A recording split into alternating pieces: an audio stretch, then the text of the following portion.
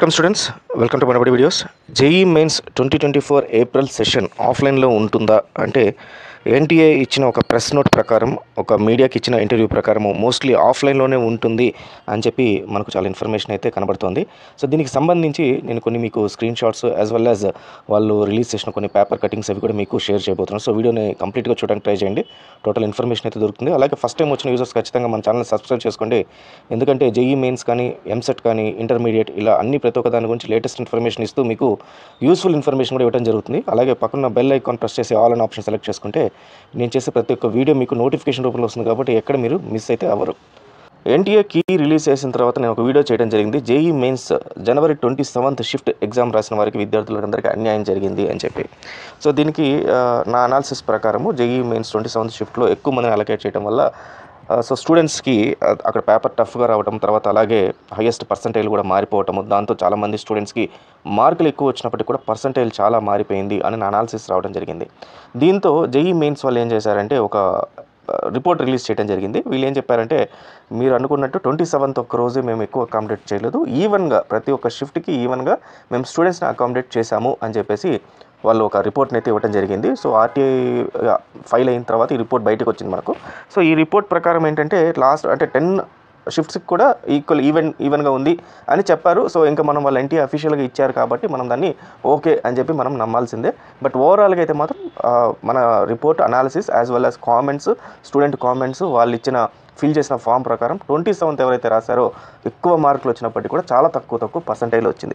So దీనికి కారణం main normalisation అనే ప్రాసెస్ అనేది వీళ్ళు స్టార్ట్ చేశారు కాబట్టి ఆ ప్రాసెస్ ద్వారా చాలామంది స్టూడెంట్స్కి తక్కువ వచ్చింది. సో నార్మలైజేషన్ ప్రాసెస్ అంటే మీకు దాని గురించి నేను డీటెయిల్గా తెలుసు దాని గురించి, బట్ సింపుల్గా చెప్తాను. సో హైయెస్ట్గా ఎవరికైతే ఆ షిఫ్ట్లో పర్సంటేజ్ వస్తుందో అతనికి 100% అనుకుంటారు. దాని బేస్ ప్రకారం పర్సంటేజ్ అనేది ఫ్రంట్ అండ్ బ్యాక్ అవుతూ ఉంటుంది అనమాట.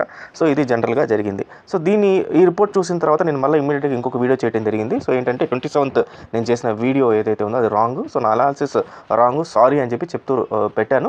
బట్ కంక్లూజన్ అయితే మాత్రం వెరీ క్లియర్. జనవరి 27th ఎవరైతే రాశారో స్టూడెంట్స్ అందరికీ కూడా చాలా తక్కువ పర్సంటేజ్ వచ్చింది. ఇప్పటికీ స్టిల్ ఇట్స్ ఎ ఫ్యాక్ట్ అనమాట. సో ఇదంతా పక్కన పెడితే ఇప్పుడు ఇది ఎందుకు చెప్తున్నానంటే, దీని బేసిస్ ప్రకారము అంటే వీళ్ళు ఈవెన్గా డిస్ట్రిబ్యూట్ చేయడానికి స్టూడెంట్స్ అందరినీ, తర్వాత నార్మలైజేషన్ అనే ప్రాసెస్ తీసుకురావడం కోసం అని చెప్పి. ఎందుకంటే ఫస్ట్ థింగ్ జేఈ అనేది ఆన్లైన్లో ఎలా వర్క్ అవుతుంది అంటే, వీళ్ళ క్వశ్చన్స్ అన్నీ కూడా ఒక క్వశ్చన్ బ్యాంక్ పూల్ అనేది రెడీ చేస్తారు. సో డేటాబేస్లో ఉంటాయి. సో వీళ్ళు ఒక షిఫ్ట్కి 160 క్వశ్చన్స్ అలా 100 క్వశ్చన్స్ ఉన్నాయనుకోండి, ఈ 100 క్వశ్చన్సే రావాలి ఈ షిఫ్ట్ అందరికీ అని చెప్పి పెట్టరు. ఆఫ్లైన్లో ఏమవుతుందంటే, మనకు ఒక క్వశ్చన్ పేపర్ రిలీజ్ చేస్తే ఆ క్వశ్చన్ పేపర్లో అన్నీ కూడా మనకు 160 క్వశ్చన్స్ 150 క్వశ్చన్స్ ఉంటే అందరికీ కూడా అదే క్వశ్చన్స్ ఉంటాయన్నమాట. బట్ ఆన్లైన్లో వచ్చేసరికి ఈ క్వశ్చన్స్ పక్కన వాళ్ళతో వీళ్ళు ఏమైనా మాట్లాడతారనో లేకపోతే సంథింగ్ వల్ల ఈ క్వశ్చన్స్ అన్నిటినీ ఒక క్వశ్చన్ పూల్ బ్యాంక్ ఉంటుంది. దాంట్లో ఒక 1000 2000 ఒక 10,000 క్వశ్చన్స్ ఉంటాయన్నమాట.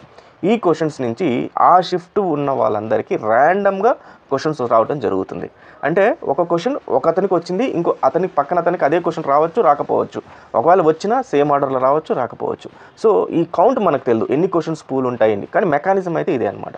సో దీని ద్వారా ఏమవుతుందంటే, ఈ క్వశ్చన్స్ తయారు చేసేటప్పుడు సో ఫ్యాకల్టీస్ తయారు చేస్తారు కాబట్టి ఇది మీడియము, ఇది టఫ్, ఇది లేకపోతే ఈజీ, బిగినర్ రాసేయచ్చు అని వాళ్ళకి ఎక్కడ ఒక అనాలిసిస్ అంటూ ఉండదు.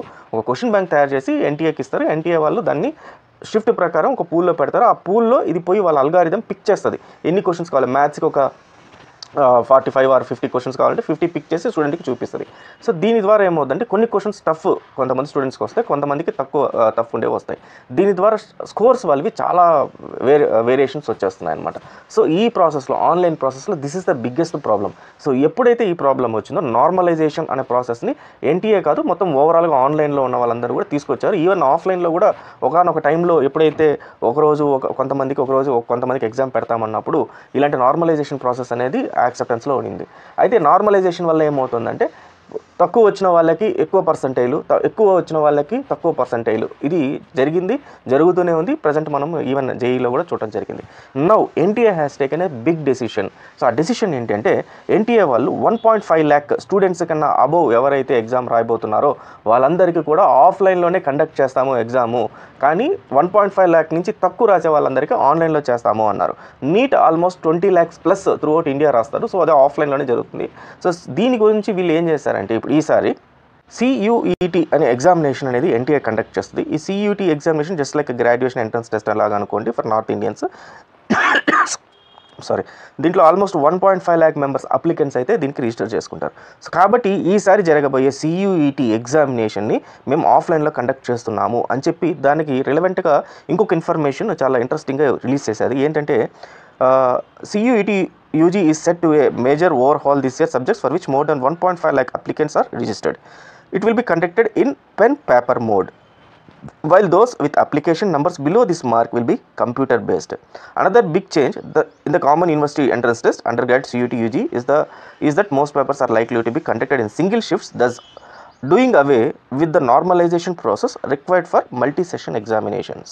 సో దీన్ని బట్టి అర్థం ఏంటంటే CUET ఎగ్జామ్ అనేది 1.5 lakh మెంబర్స్ కన్నా ఎక్కువ మంది స్టూడెంట్స్ అప్లై చేస్తున్నారు కాబట్టి దీన్ని ఆఫ్లైన్లో కండక్ట్ చేస్తాము. ఇన్ కేస్ 1.5 lakh కన్నా తక్కువ ఉంటే దాన్ని ఆన్లైన్లో కండక్ట్ చేస్తాము అని చెప్పారు.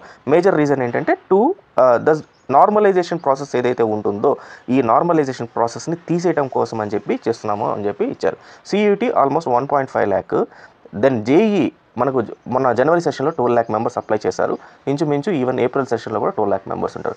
సో ఒక 1.5 lakh ఎగ్జామినేషన్ CUETని ఆఫ్లైన్లో చేస్తే 12 lakh మెంబర్స్ అప్లై చేసే JEE ఏప్రిల్ సెషన్ని ఖచ్చితంగా మనకు ఆఫ్లైన్లోనే కండక్ట్ చేస్తారని మనకు అర్థమవుతోంది. So mostly JEE April shift April ఏదైతే ఉంటుందో అది ఆఫ్లైన్లోనే ఉంటుంది.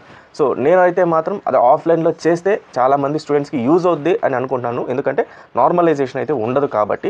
So what do you think, మీరేమనుకుంటారు? సో నార్మలైజేషన్ వల్ల స్టూడెంట్స్కి బెనిఫిట్ ఉంటుందా? ఆఫ్లైన్ అనే దానివల్ల స్టూడెంట్స్కి బెనిఫిట్ ఉంటుందా? సో నార్మలైజేషన్ కంప్లీట్గా ఉండదు కాబట్టి ఒకే రోజు అందరికీ 12 lakh మెంబర్స్కి ఎగ్జామ్ జరుగుతుంది కాబట్టి ప్రాబ్లం లేకుండా ఉంటుందా అనేది మీ ఓన్ ఒపీనియన్ని కామెంట్స్లో అయితే పెట్టండి. So all the best students, thank you very much.